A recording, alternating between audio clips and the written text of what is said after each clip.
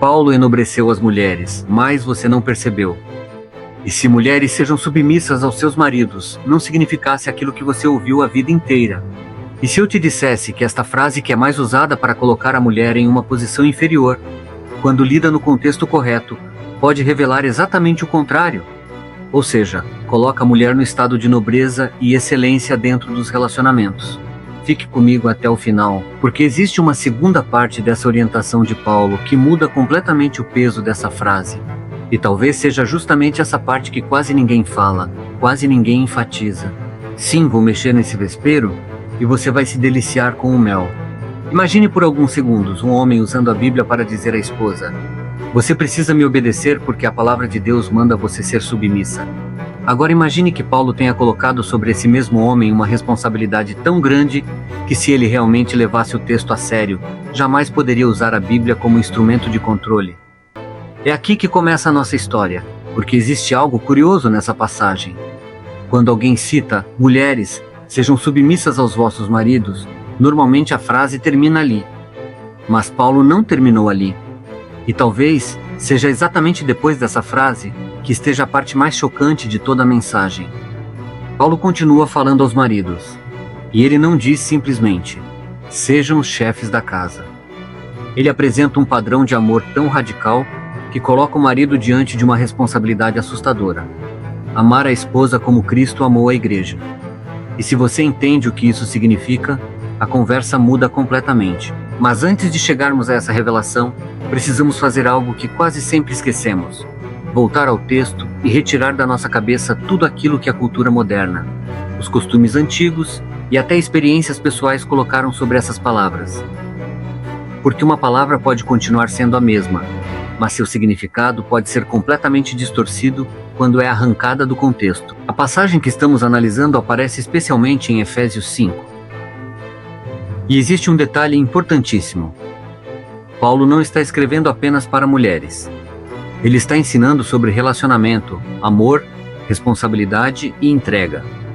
Ele fala diretamente aos dois lados. Isso já deveria fazer qualquer pessoa pensar duas vezes antes de usar apenas uma frase para justificar a autoridade. Agora preste muita atenção, porque aqui começa uma das partes mais importantes. Antes de Paulo dizer: mulheres, sujeitai-vos aos vossos maridos, ele fala sobre uma atitude que deveria envolver todos os cristãos, que é sujeitar-se uns aos outros. Agora pense comigo: o que é mais importante para uma casa quando você está construindo? O alicerce ou o telhado? Sem um alicerce firme, não existe casa que permaneça de pé por muito tempo. E é exatamente essa imagem que pode nos ajudar a enxergar uma dimensão importante daquilo que estamos discutindo.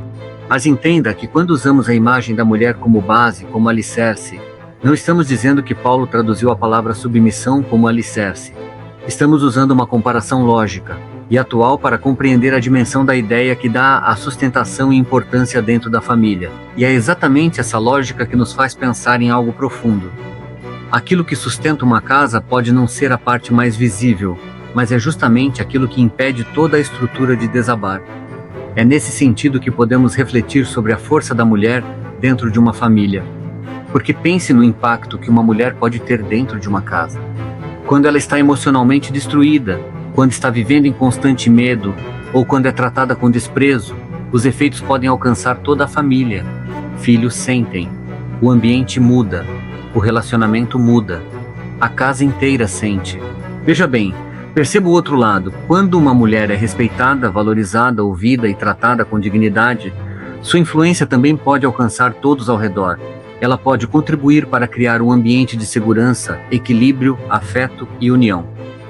Isso não significa colocar sobre a mulher a culpa pelo estado emocional da casa. Uma família não desmorona simplesmente porque uma mulher acordou de mal com a vida.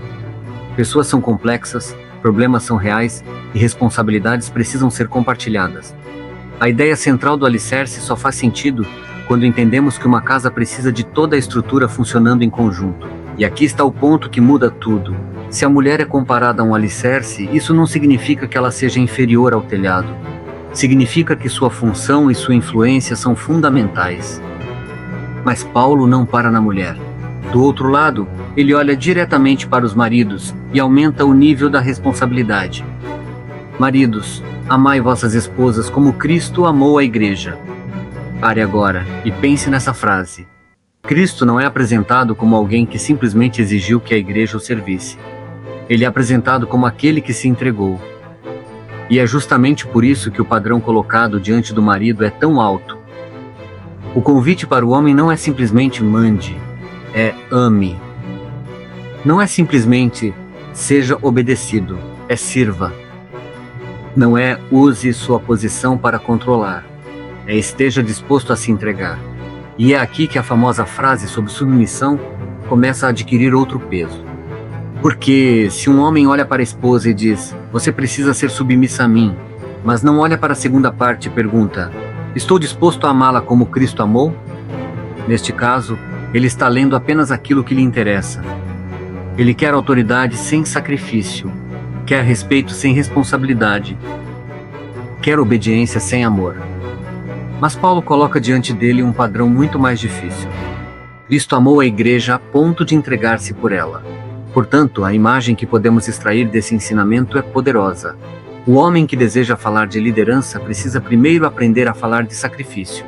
E talvez seja aqui que muitos homens tenham entendido tudo ao contrário. Porque liderança, no modelo de Jesus Cristo, não deveria aumentar o tamanho do ego. Deveria aumentar o tamanho da responsabilidade. Quanto maior a influência, maior deveria ser o cuidado. Quanto maior a responsabilidade, maior deveria ser a humildade. Quanto maior a liderança, maior deveria ser a disposição para servir. Você entendeu? Percebeu a diferença? Controle diz, faça o que eu quero.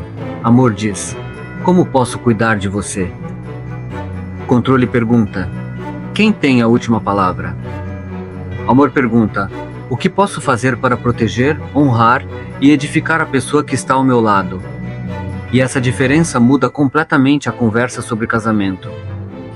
Agora imagine uma mulher ouvindo tudo isso. Talvez ela tenha crescido em um ambiente onde submissão significava silêncio. Talvez tenha aprendido que uma boa esposa não questiona, não discorda e simplesmente obedece. Mas será que isso é realmente tudo o que Paulo está ensinando? Submissão jamais deveria ser usada como justificativa para violência, humilhação, abuso, coerção ou destruição da dignidade de alguém. Uma pessoa não se torna dona da consciência da outra simplesmente porque existe uma passagem bíblica falando sobre casamento. Existe uma distinção fundamental. Uma coisa é uma pessoa escolher voluntariamente viver uma relação marcada por cooperação, confiança e entrega. Outra coisa completamente diferente é alguém usar medo, ameaça para obrigar outra pessoa a obedecer. Isso não é amor, isso é abuso. E talvez você esteja começando a perceber por que essa passagem continua sendo tão discutida milhares de anos depois. Mas existe outra pergunta. Por que Paulo usa uma linguagem de submissão dentro do casamento? Precisamos lembrar que ele estava escrevendo em uma sociedade muito diferente da nossa.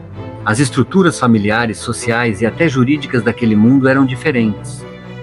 Por isso, interpretar um texto antigo exige mais do que repetir palavras. Exige contexto. Não podemos simplesmente transportar cada costume do primeiro século diretamente para o século XXI, como se nada tivesse mudado.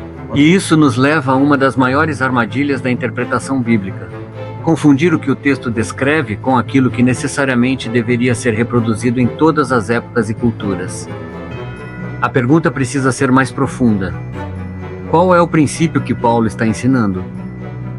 E talvez uma das respostas esteja justamente no contraste entre poder e sacrifício.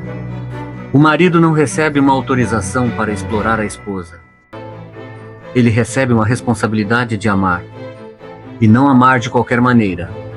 Amar como Cristo amou a igreja. Se um homem usa Efésios 5 para exigir respeito, mas não oferece respeito, ele está escolhendo apenas a parte do texto que favorece seu próprio interesse.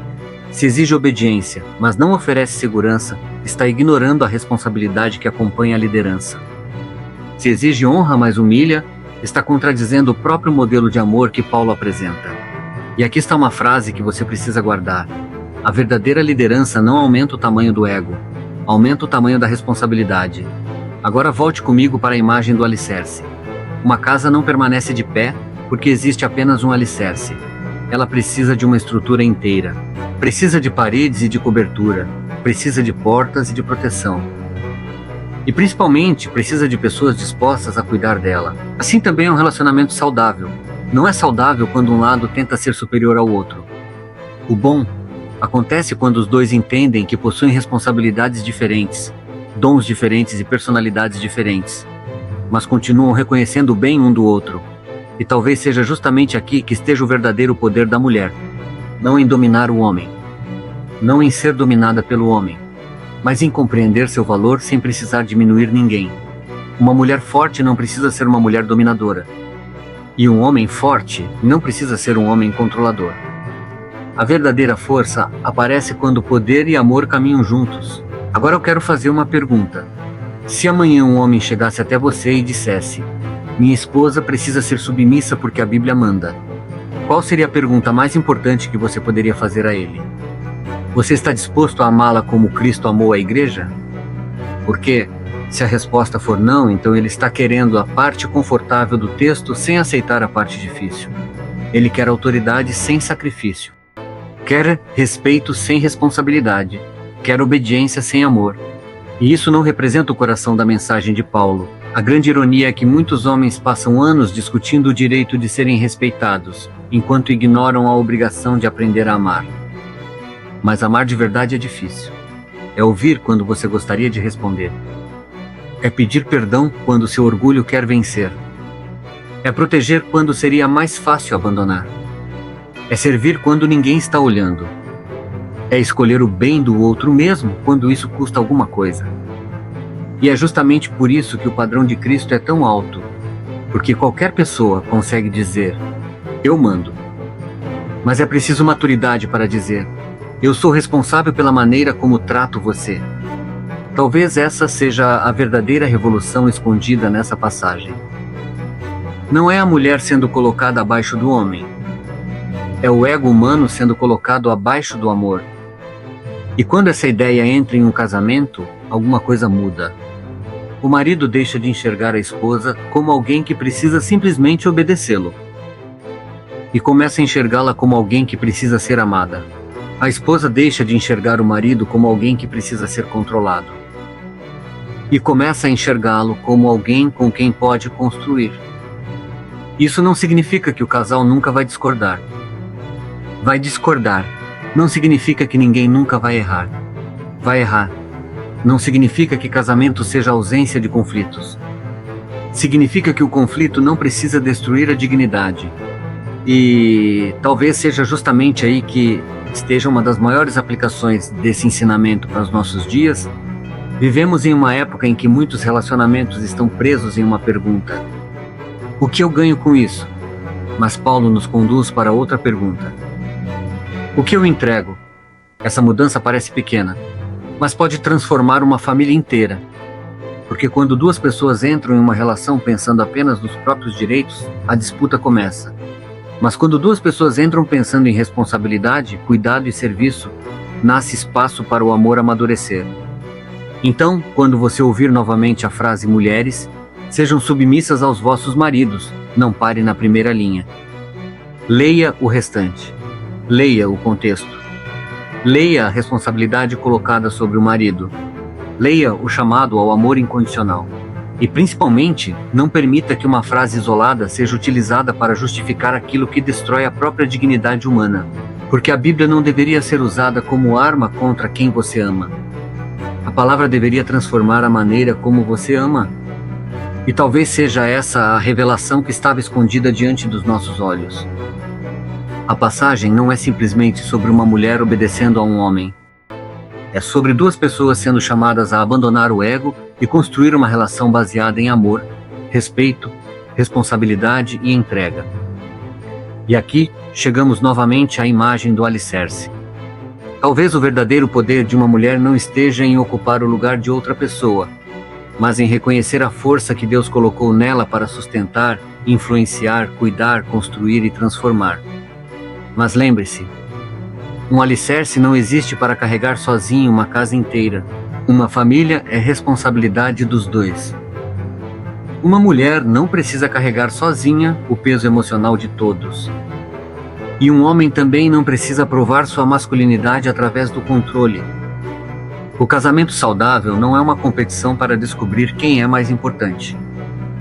É uma parceria na qual os dois entendem que o outro tem valor. Agora pense na sua própria vida. Talvez você seja mulher e tenha ouvido durante anos que submissão significa não ter voz. Talvez hoje esteja percebendo que sua dignidade não desaparece porque você escolhe amar, cooperar e construir. Talvez você seja homem e tenha usado essa passagem para justificar uma postura de controle.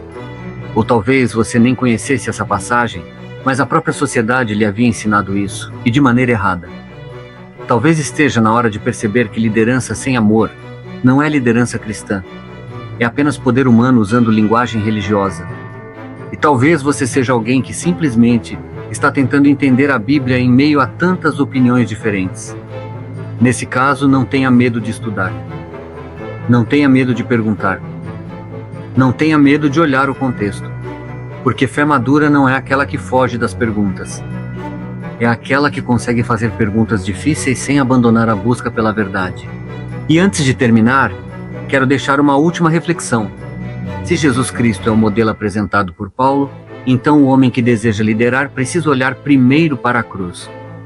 Porque a cruz não representa um homem exigindo que todos sirvam a ele. Ela representa entrega. E se esse é o padrão, então a pergunta mais importante dentro de um casamento não deveria ser: quem manda aqui?